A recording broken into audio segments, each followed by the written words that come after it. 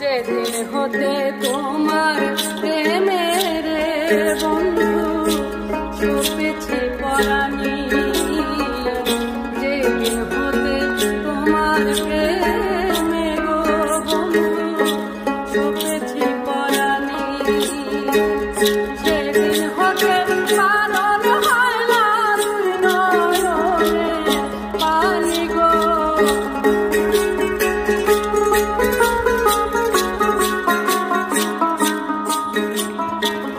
সেদিন হতে পালন হয় না দুই নয়নে পানি গো, কি হবে না জানি।